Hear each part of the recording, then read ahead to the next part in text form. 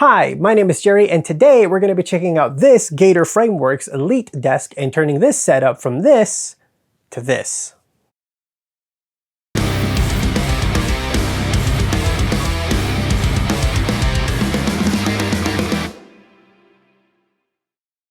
Friends, if you've been a long-time subscriber, you might have noticed that my setup has gone through various different kinds of changes over the years.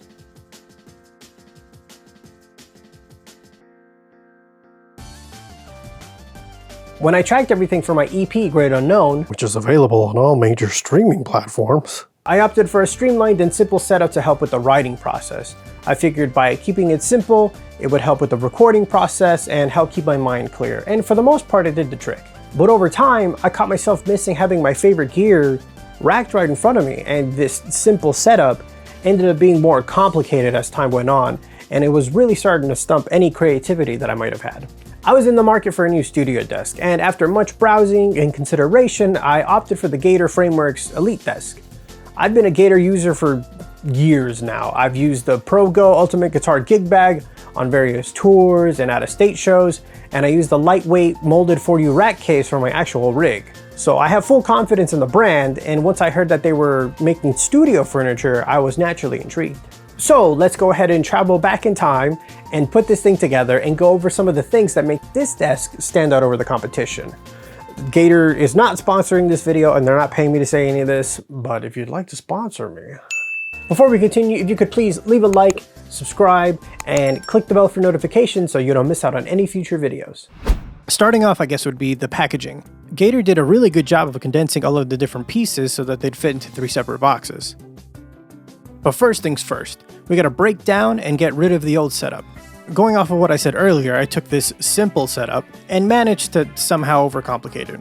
Over time, I've added things like studio monitor stands, a monitor riser, you name it, the works. And a lot of this equipment requires their own individual power supplies and such, so cable management has been kind of a mess too. So let's go ahead and get this sucker out of the way. Before we start opening up some boxes, some of the tools that you'll need in order to put this together are a Phillips screwdriver, a rubber mallet, and a level.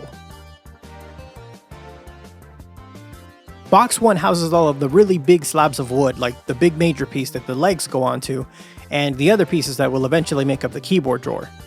Speaking of the legs, the very first step is to get those suckers screwed on there using what they call the DD screws, but we'll call them the big screws. Lay the big slab of wood, or piece A according to the manual, so that the bottom is facing upwards. You'll see that there are several pre-drilled holes for both the legs and the keyboard tray. In each corner are 4 holes that we're going to screw the legs onto. Just make sure that each leg is pointed outwards. Last, we're going to screw on the feet that go onto the bottom of the legs, that later we can use to level out the desk once it's all assembled. Once we're done with the legs, it's on to getting things prepped for the keyboard tray. There are 8 holes where some furniture connector screws are gonna go. Get them all on there, and it should all look like this once you're done. Let's get piece K all prepped up with some furniture connector screws and wood dowel pins, and connect it to piece J using 3 joint connector nuts. I'm using the rubber mallet for the dowel pins.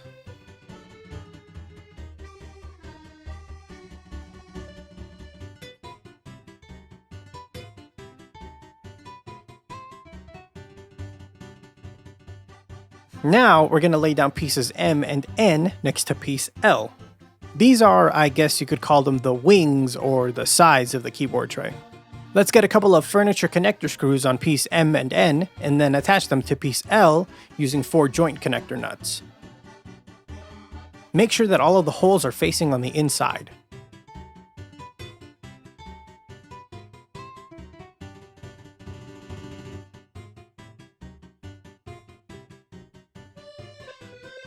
Next, I don't really know what to call these guys. The manual calls them piece FF, but I'm going to go ahead and call them little rubber deals that screws are eventually going to hold in place. Yeah, I think that rolls off the tongue. There are 6 of these total, and once you lay them all out, you might notice that all the hook tab deals don't face in the same direction. But thankfully, this doesn't hinder the installation process whatsoever, so your mileage may vary here depending on what pieces you end up getting. Anyway, I ended up lining them up like this. Each wing gets 3 of them, and they should line up like this. I'm going to use the rubber mallet to get them in there nice and snug. After this, take some of the DD screws, the big screws, to lock them into place. There are no pre-drilled holes for this, but I was able to get them on there pretty easily with just my crazy big man strength. Next, we're going to attach the rack rails to the keyboard tray. The rack rails themselves actually come apart into two pieces. We'll need to take them apart in order to install them correctly. To do this, just push down on the tab where the big piece meets the smaller piece, and it should come right out. We're going to attach the big pieces to the wings of the keyboard tray that we've been building with a couple of EE screws, the small ones. Make sure that you have everything facing on the inside. Now we're going to grab the J piece, flip it around, and attach the smaller rack rail pieces to it, again with the small EE screws.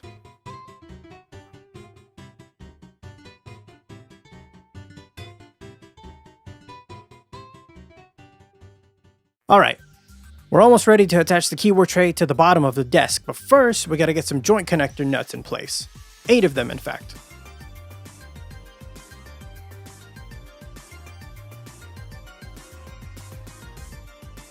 Cool, now we can drop that sucker into place.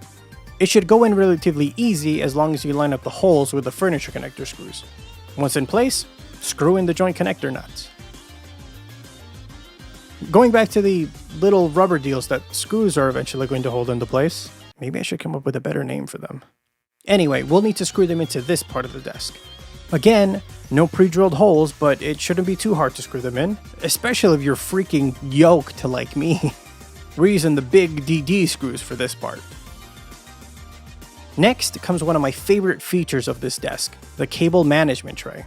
Looking at my old desk one more time, you can see where I tried to keep this clean using some really cheap plastic hook deals. It didn't take much weight for these to eventually start breaking off, and honestly speaking, it didn't even really look that great to begin with. So having this cable management tray was just another point towards me wanting to get this desk.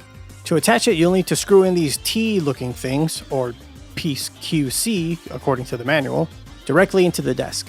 No pre-drilled holes for this part again, so it's kind of up to you on where you want to place it.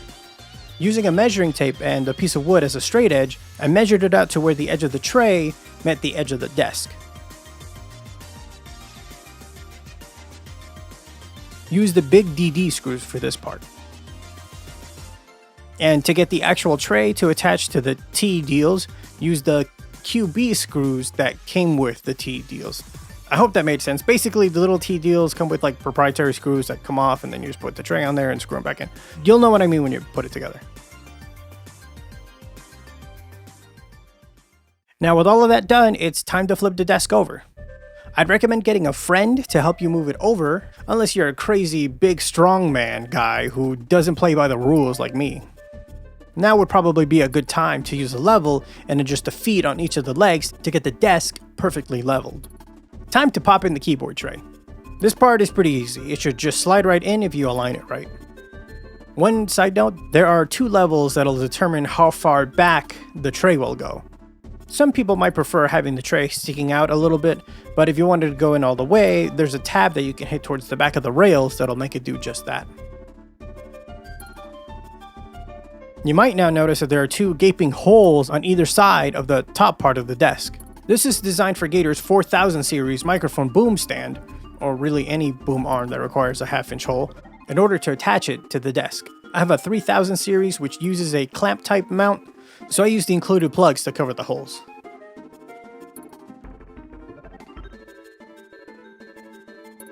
Now we're going to get into the good stuff, i.e. the rack spaces themselves. This desk actually offers 2 configurations. You can either opt for a single bay with 1 4U rack space, or go with the double bay and have 2 4U rack spaces.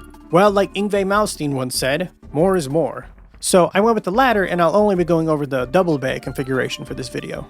Boxes 2 and 3 will have the rest of the pieces needed to complete the desk. Pay close attention to piece B, as depending on which side is up will determine which configuration you can use. So if you want double bay action like myself, make sure it looks like this and not like this. Once you're confident that you have the right side up, attach 8 furniture connector screws and 8 wood dowel pins into their respective holes. Now lay out pieces D, E, F, G, and the 2 H's like so, and you know the drill now. If it needs a connector screw, then you give it a connector screw. Wood dowel? You know the answer already. Joint connector nuts? Come on, you don't need me to tell you. One part to pay attention to, though, in all seriousness, is for the parts with the furniture connector screws to be facing up when we put it together. Putting it together, now we have 2 bays formed. Also, make sure that the holes on the H pieces are facing up. I put piece B onto the main desk part because, frankly, I was tired of being on the ground, but now you should be able to align the 2 bays onto piece B. Once in, tighten up all of the joint connector nuts that you can. Okay, almost done. Let's take piece C now and plug it up with some furniture connector screws and wood dowels. God, how many times have I said that now? Again, match my configuration if you're going with a double base. Now, land that sucker into place and tighten up some joint connector nuts. Next, using the big DD screws, attach a pair of rack rails into each bay. And now for the very last step, align the top part of the desk with the bottom so that the edges meet. Take the HH pieces to attach the top portion of the desk to the bottom. 2 go on the side and 1 goes in the middle. No pre-drilled holes. You know what that means, don't you? Yep, that means that any human of average strength shouldn't have a problem getting those screws on there. Phew!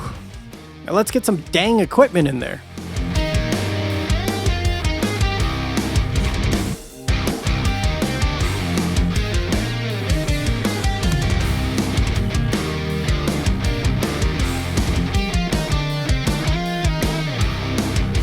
The top of the desk is nice and wide so that I can throw my monitors onto there. For isolation, I grabbed some small Gator Studio monitor isolation pads.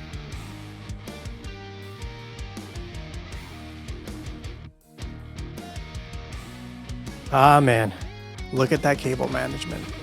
Chef's kiss. Oh, did I mention that the legs also have cable management of their own? How freaking cool is that?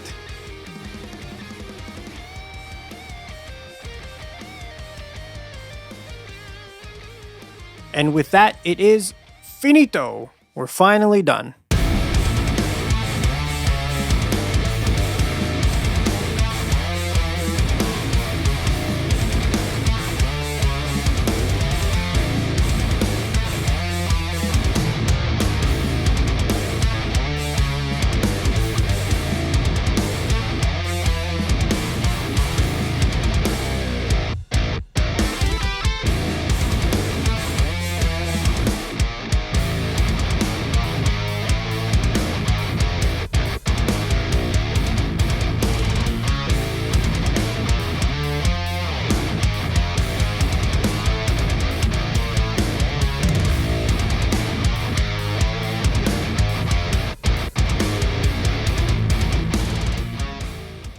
Thank you so much for taking the time to check out this video. Are you guys considering getting a Gator Frameworks Elite Desk for yourself, or does another option suit your fancy?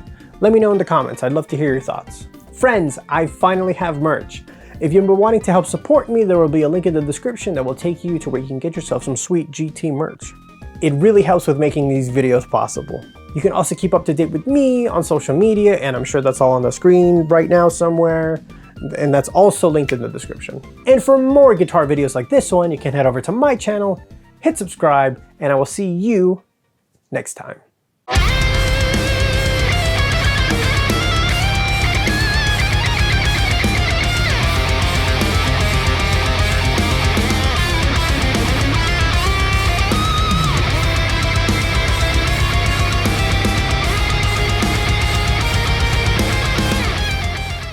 We're done. Oh yeah, we're done. We're done.